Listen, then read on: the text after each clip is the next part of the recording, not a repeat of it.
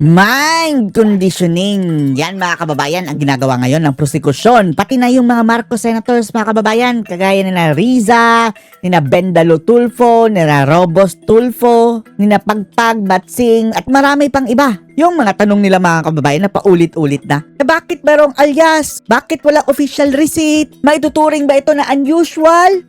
Unusual! Oh, ganyan-ganyan agad sila mga kababayan, di ba? Di ba paulit-ulit nila yung ginagawa mga kababayan? Pati na yung mga interviews mga kababayan ng prosekusyon sa mainstream media na naninira sila kay VP Sara. Alam nyo ba kung bakit nila ginagawa yan? Dahil talo sila sa aktwal na korte mga kababayan dyan sa impeachment court. Kaya gusto nilang dalhin mga kababayan ang kaso doon sa Court of Public Opinion. Talo din sila. Dahil ang purpose sila mga kababayan, i-mind conditioning tayo in your dreams. Panoorin niyo po. Yung mga pahayag ba na mga kagaya po nito? Kasi kung imomonitor Kagaya talaga natin, ni- tapos kinote din kahapon ni Senator Chis Escudero, halos lahat yun nasa panig ng prosekusyon. Yung bawal na mga kababayan. Yung parang subjudice. Ano ang basa nyo po rito, ma'am? Dahil ba sa walang matibay na ebidensya, kaya dito na lang sila, yung resort nila, dito na lang sa mga pahayag na mga ganito, yung paulit-ulit na. Talo sila sa sa aktwal na korte mga kababayan. Kaya doon sila sa Court of Public Opinion, which is ang nagpapakalat mga kababayan, mainstream media. Doon sila laging nagpapa-interview. Ngayon, pinilayan mga kababayan. Bawal na. Unusual, yung lagi nilang ginagamit Unusual, no? huling part ng kanilang pagtatanong, scam, at kung ano-ano pang mga pahayag sa loob at labas ng impeachment court, Prof. Yan talagang lagi nilang paulit-ulit, no? Na itatanong nila sa witness. Sa tingin nyo, unusual ito. Ang mga bulok mga kababayan, hindi ibig sabihin unusual. Illegal na. At hindi naman unusual talaga eh. Kagaya ng paggamit ng alias mga kababayan, required talaga yan dyan sa confidential fund. Sa totoo lang, basta mayroong national security issues mga kababayan. Well, tama. Admire yung sinabi na malaking bagay sa mind conditioning Yan. ginagawa. Exactly. That's the right term mga kababayan, mind conditioning. Talo sila sa korte kasi mga kababayan doon sa impeachment court. Kaya the Court of Public Opinion, doon naman sila mga kababayan magkakalat ng kasinungalingan. Akala nila kakagat din tayo mga kababayan. Alam na namin yun. No? Kasi paulit-ulit may mga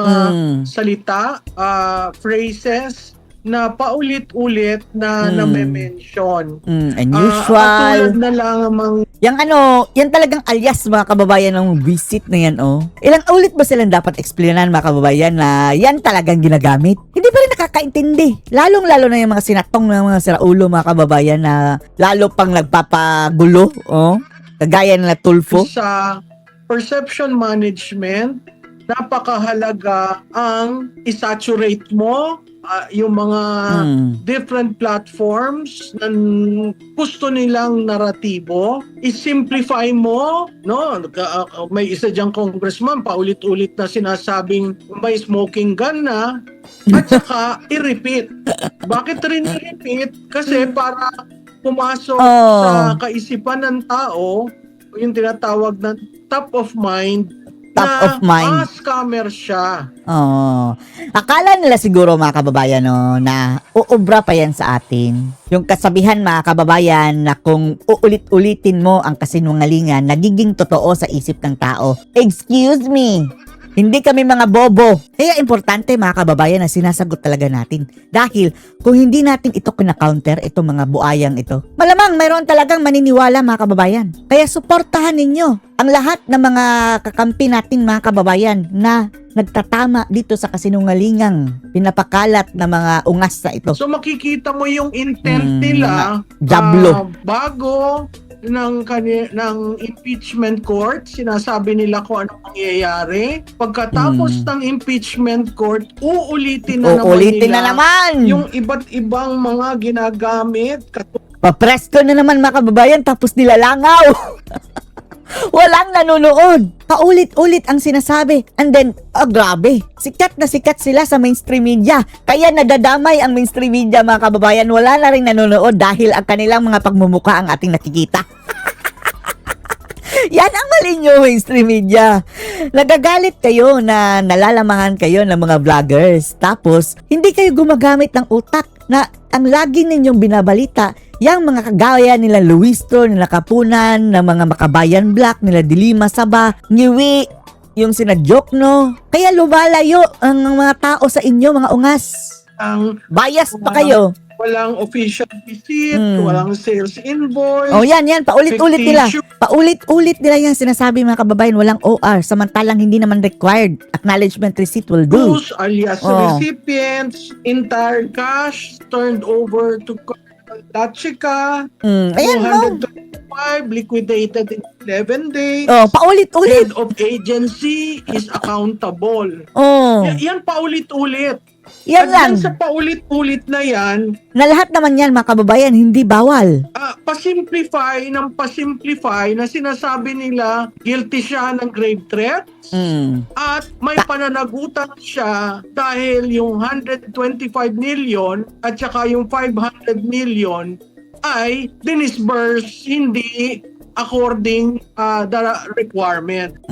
Yan ang claim nila na hindi daw according to requirement. Dahil bakit? Dahil mga kababayan, nag-interpret yung auditor. Mali ng auditor, nag-interpret siya ng sarili niyang batas na kailangan niyang humingi ng official receipt kahit hindi naman dapat. Pwede na ang acknowledgement receipt na nasabit na ni Bibi Sara. Tapos humingi siya ng accomplishment report, mga kababayan, na dapat mayroong nahuling NPA at saka kriminal na wala rin sa joint circular. So, Yan lang. dahil sinisimplify at paulit-ulit, kaya nagkaroon ng conclusion na Ang naniniwala, mga kababayan, yun lang, mga bangag lang din at saka mga dilawan. Kakampi lang din nila. Wala silang na uulol na, mga kababayan, dahil obvious na eh. siya ang architect, siya ay scam, siya ang mastermind. Ganon yung kasimple, tinutumbok yung masalimuot na diskusyon sa Joint Circular 2015-1. Opo. Hindi po ba, ma'am, kapag totoo talaga ang mga aligasyon, kahit wala ka mga side comments, kahit hindi mo pa ulit-ulit, pero meron kang ebidensya, tatayo at tatayo Tatayo. ang aligasyon na yan at hindi mo na kailangan mag-resort pa sa ibang mga paulit-ulit na mga term. Tatayo yan. Hindi na kailangan ng robust. Yung tulpo, hindi na tumatayo na kaya nagro-robust eh. Pero kung talagang may basihan at mayroon silang ebidensya, tatayo na yun without the black propaganda. Para bigyang bigat. Tama po ba, Prof? Tama yan, Admar. Napakahalaga na ebidensya ang basehan. Pag sinabi mong grave threat, sinong nag-grave threat? Sino yung 'Di ba yung sablay na naman ng kababayan, yung isa pa, inciting to sedition. Wala na. Dahil pati ang DOJ, mga kababayan, dinismiss na yung kaso. hire? Mm. At ano ang plano? Meron ba kayong preba? May pangalan ba? May pondo bang binigay? Okay.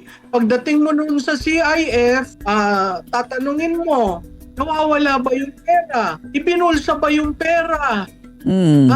Ginamit ba na pangundangan lamang na walang pagtingin sa joint circular? So, dyan sa lahat ng katanungan na yan, wala ka namang preba o evidence.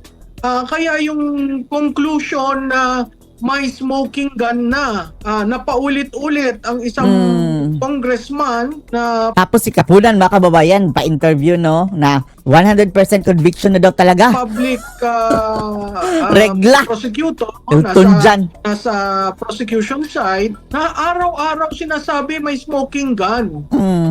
Saan ang smoking gun doon? Di ba? Mayroong pasabog, tapos sila ang nasabugan. Kaya lumalabas, Kuryente masyado lagi. ang spin, masyado ang propaganda, at siya ang sinasabi. Pansinin nyo, kapag mga kababayan, pumupuntos na sa tanong, objection agad sila. Like, yung question, mga kababayan, na andyan ba yan sa circular nakasulat? Objection! Na misleading! Ganyan agad. Sabi nila ay nare-report sa mainstream media.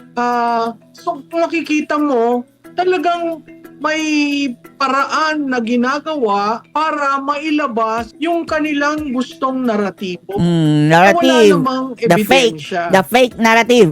Opo. Mula pa noong nag-umpisa yung ikalawang artikulo, itong paggamit daw, maling paggamit daw sa pondo ng bayan. Lagi nang nababanggit, parang ang end noong istorya is yung paggamit ng pera sa katauhan nila Chika. Di ba? Tapos ayaw nila Nababanggit na ipatawag. ito mula pa noon. Ayaw nila ipatawag sila, chika. Pero ang ipinagtataka at mismo ang mga senador din, mga senator judge, nagtataka, alam naman natin kung ikaw ay nasa prosekusyon, maglalatag ka talaga ng mga ebidensya, mga pahayag, para ma-convince mo, hindi lang ang tambay, pati yung mga magde-decide, ang mga senator judge. Pero ang ipinagtataka, bakit tila ayaw Hindi lang, tila ayaw talaga nila ipatawag. Sila, chika. ipaharap Pag-iisipan. itong si Pag-iisipan Colonel pa. Raymond Lachica. Diyan sa impeachment court, nagbigay na rin siya ng pahayag ng kahandaan na humarap. Pero may mga pahayag, like kagaya dito si Joel Chua, baka raw na Chihuahua. Ungas na yan. pa siya sa kwento. Diba? Okay. Akala ba natin gusto nyo malaman ng katotohanan? Bakit ngayon nanggugulo na sa kwento? O baka ayaw nyo mawasak ang script ninyo o script ng mga ungas? Sabi naman dito ni mas inclined daw siya na hindi patawag sila Chika sa bilang witness sa Duterte trial, si Jervil Luistro. Lawaistro. Pinuno ng Pansin nyo mga kababayan, di ba? Akala ba natin ang mga prosecutor dyan ay sina Dilima, sina Diokno? Wala hindi nakakapagsalita na mga kababayan Umaasa na lang sila kay Ligutan, kay Kapunan, na walang, Diyos ko Lord, walang ka-taste-taste mga kababayang ungas. Tapos ang mga itsura pa mga kababayan,